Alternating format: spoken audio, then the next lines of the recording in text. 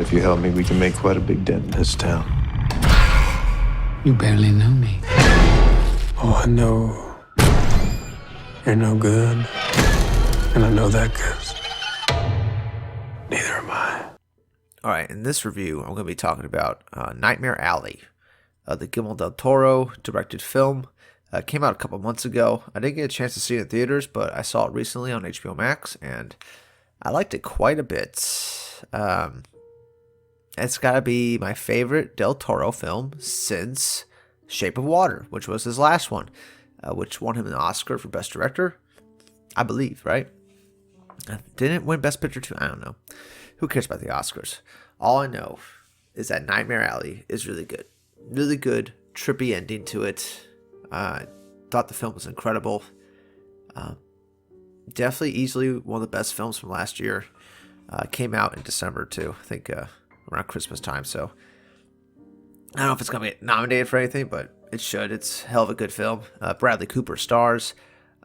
Kate Blanchett, Rudy Mara, the girl from the Dragon Tattoo, series. And even Ron Perlman's in this for a couple scenes. Willem Dafoe is in this. Bunch of actors. I don't think Guillermo del Toro will ever have a problem getting actors in his movies ever again. You know what I'm saying? Like, he hasn't really made a bad film. And this is still not a bad film at all. I mean, it's really good. It's got to be one of the best films I've seen in a while. Really geeked me out at the end. If you saw the film, you'll get that reference. And the film's about a guy who drinks a lot. And because there's something haunting his subconscious and stuff like that. And I wouldn't say the movie's purely about alcoholism or something like that, because the second he goes off the wagon, that's where everything like falls apart for him in the movie. But the movie really is, Greek tragedy type story. You flew too close to the sun type thing. It's very Greek tragedy. And the movie takes place in like the 1930s, early 40s and stuff, World War II era. And Bradley Cooper stars as a guy, like a nomad, that's trying to burn his past and move on and try to find new beginnings and stuff like that. But what he does at the beginning of the film, and what you really find out later, what he really, really did, is pretty much irredeemable. I mean, kind of murders his dad to begin the film. And spoilers, if you haven't seen the film, go see it. It's really good. 10 out of 10. But yeah, I want to talk about the movie. And yeah, I mean, this film just threw me through a loop when I first saw it. Bradley Cooper is a character that has done some irredeemable things, trying to start a new life for himself. And he finds this new start in Carnival, which, carnivals are inherently creepy and weird. But he finds a spot there, and the first thing he sees in this carnival is a show called The Geek, which they bring out a guy who's just a deplorable human being who's mentally broken, and they starve him, and then they feed him a live chicken and stuff, and you see somebody so low in their life that they'll eat live chicken in front of people. Makes people feel good about themselves when they're watching him, and the movie makes a point of that. Like that's the purpose of The Geek. And Willem Dafoe, his character's in charge of handling the geek, in this show. And you don't realize it when you're first watching it, but like when you go back and rewatch it, this is literally introducing the end of the movie and what Bradley Cooper will inevitably become, the geek.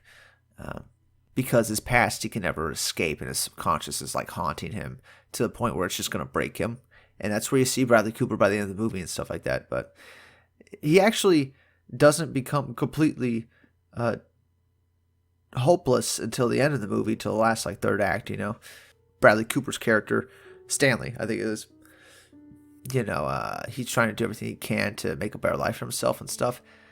And he becomes a mentalist, which is like someone who can like read people, so you can make it seem like you're a psychic, but you're really just reading clues people are giving to you. Bradley Cooper learns those traits, takes that show on the road, escapes the carnival with Rudy Mara's character, like the only, pure-hearted, good soul that's at this carnival is this girl, and they fall in love. and they escape together. And she is like his redemption in a way, you know? And the story could end there. That could be like the happy ending if he wasn't so greedy for more. If Bradley Cooper's character wasn't so greedy for more. That could be the end of the story. It's just those two falling in love and the story ends, right? But no, Cooper's character wants more and more.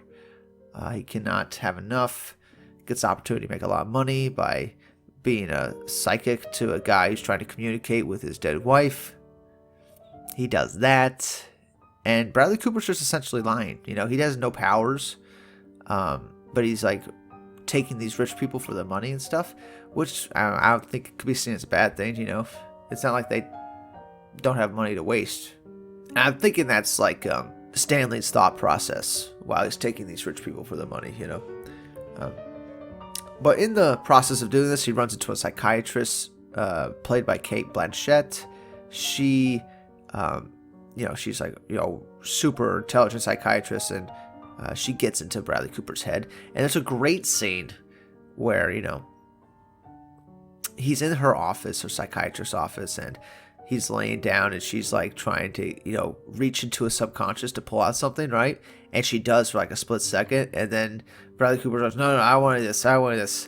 That was really trippy because it felt like she reached into a subconscious and like maybe a minute passed or maybe a second passed or maybe a couple days passed. Like, you don't know, like it's almost like time is playing a trick on you in that moment where you see the flashbacks in his head. And it's almost like, oh God, how long has he been in this office for type thing. That's at least that's what I was thinking when that scene was happening. Because the mind is very fragile. You know, time is an illusion type thing. So you could trick your mind into thinking you've been in one spot for maybe a few seconds when it's really been a few hours or a few days or something like that. That's possible.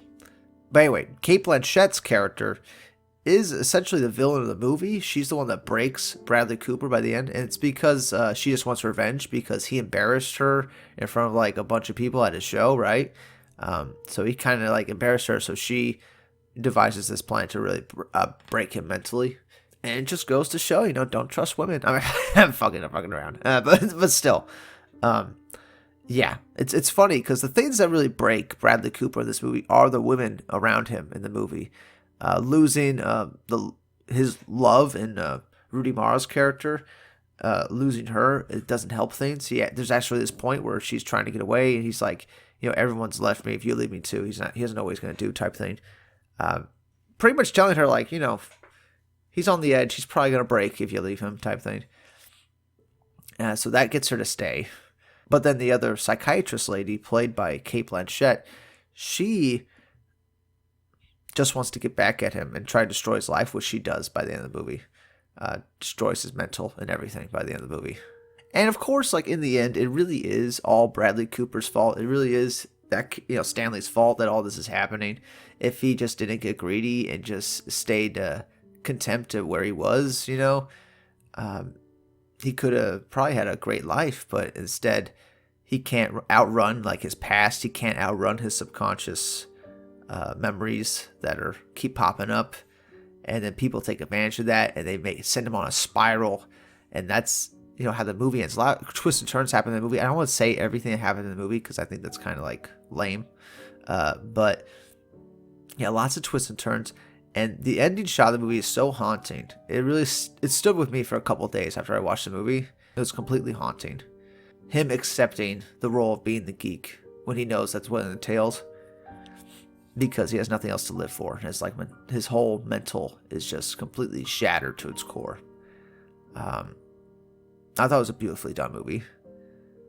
Hubris was definitely a big aspect of the movie. Very Greek tragedy, very like Icarus flew too close to the sun and burned and fell back down to earth. So you know that's what Bradley Cooper's character was in this movie. Yeah, it's just stunning film. Guillermo del Toro can't make a bad film right now. He's just on fire. I loved The Shape of Water. That was one of my favorite films that came out. I think it was like 2019, right? Was it 19 or 18 when that movie came out? But that was one of my favorite movies of that year. Still watch that movie. and I'll probably rewatch this one sometime. But it's not a pleasant film. Like, I feel like Shape of Water has like a happy ending. This one does not. This is not a happy ending at all. It might keep you up after you watch it. And it might fuck with you for a couple days. But it is a good lesson, you know. Don't try to outrun your subconscious, because it'll always catch up to you. Confront it, figure out what's wrong, and fix it. It's kind of like what the movie's telling you to do. Because you can think you can outrun your past, but you can't. So, I know. I like those themes in the movie. I thought it was really nice. Anyway, 10 out of 10.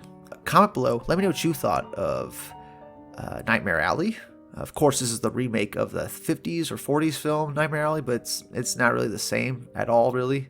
And this is actually more in line with the book, which I didn't read, but Guillermo del Toro read, so go watch the movie. Comment below, let me know what you think, and I'll see you all in the next one. Bye. You don't fool people, Stan. They fool themselves.